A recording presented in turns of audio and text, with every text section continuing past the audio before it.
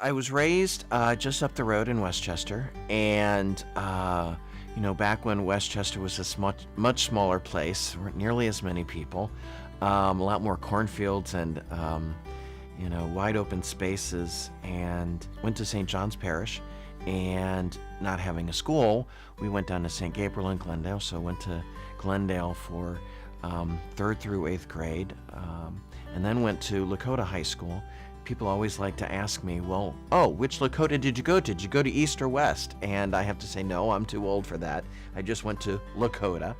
And then when I graduated from Lakota, I went to a small school called Heidelberg College up in Tiffin, Ohio, and eventually majored in communication and theater arts, thinking that either I wanted to be a college professor teaching public speaking or a DJ, something like that in radio.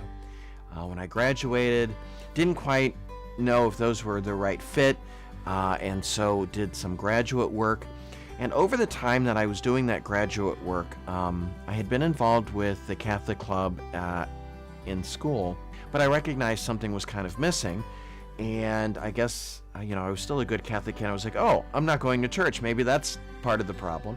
So I started getting involved at St. John's again, got involved in the Christ Renews Parish program, and was kind of recognizing in this discernment of what I wanted to do with my life, that maybe working for the church in some way was something that would be a good use of my skills and what I like to do.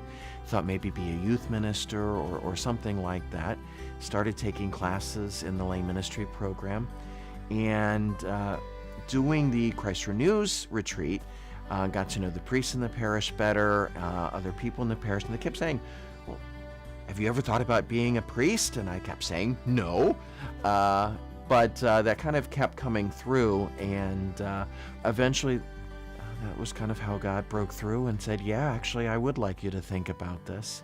And so then in the fall of 1998, I entered seminary, and the rest is history. I had actually talked 2, maybe 3 years ago to Brian Bizig, who I've known for a number of years, because I've been not very, but tangentially involved with the National Pastoral Musicians. And I had said to Brian, kind of an inquiry, what's Father Tom thinking? Because I've known Father Tom for years, working with Priestly Life Committee and different activities in the Archdiocese. Knowing Father Tom, I knew it was going to be, what's the right word? Well organized, that things were going to be in place that were going to make it easy for a new priest. Not easy, but easier for a new priest to come in. I like that whole atmosphere of people involved in their faith and involved in the faith of their children, and being a part of that, taking ownership of that. And that's, a place I wanted to be. And as a diocesan priest, that's really our charism. That's who we are, in helping and shepherding and leading that type of a community. I have a mom and dad. I'm named for my father, so I'm Edward Burns Jr. A lot of a game I always play with people when I first meet them is find out my middle name. It's going to be years before you find it out, but that can be a game. The young people will probably like that especially. And then I have my mom, Susan, and then I have a younger brother, Andy. And then I have a cat, my brother has a dog, so those are the furry grandchildren that we've given my parents. My brother isn't married. I do enjoy, I enjoy golf. I grew up playing golf with my family. I have a younger brother, my parents, who all enjoy the game.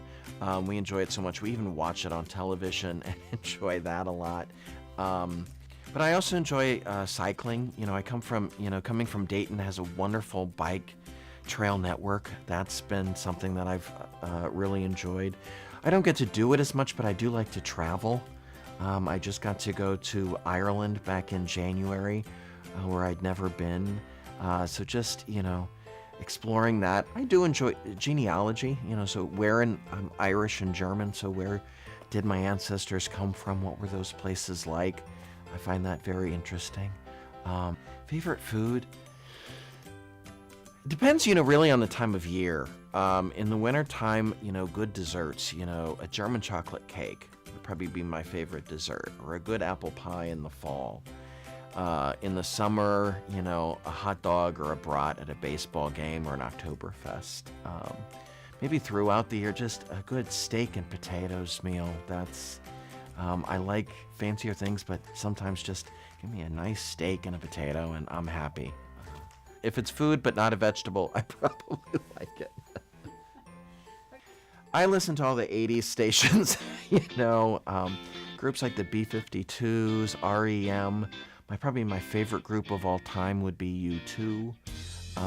Students of mine currently now are really interested that I know people like Keane, Coldplay, Snow Patrol.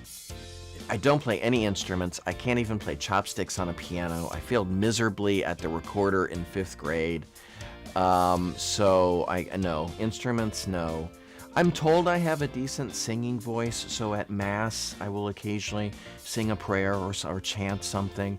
I'm told that I'm pretty good at that. I'm not sure if they're being polite or not, or if they really mean it. You'll have to ask others. I enjoy music. I like opera. I'm looking forward to coming back and hearing the Cincinnati Symphony and the Pops again. Dayton has some wonderful music as well. But personal talents, very little. If I had to pick one favorite form of prayer, I really do enjoy the Mass. I was an altar boy at St. Gabriel. For people who remember Father Coverman back in the 80s, I remember just kind of being with him on the altar and just kind of in awe. It was one of the very first, views of a priest that I ever had, and I was like, oh, that's kind of cool. I'm very much a night person. The hours between about 11 a.m. and 10 p.m., those are good for me. So to get up in the morning, I do like coffee. I try to convince people that I'm not addicted to coffee. I try to convince myself I'm not addicted to coffee. I think if I'm honest, that's probably not true. Although I think if there's an addiction, it's ritual. I just like to have a ritual in the morning. I'm also what's called a Benedictine oblate, which is many religious orders have associates or a third order. Franciscans have secular Franciscans.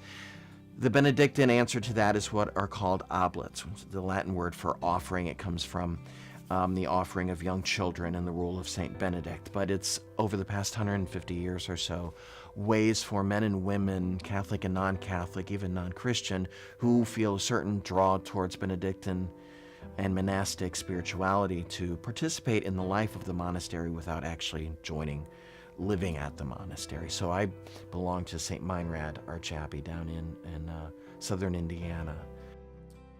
That's fine. My birthday is December 7th. I love German chocolate cake.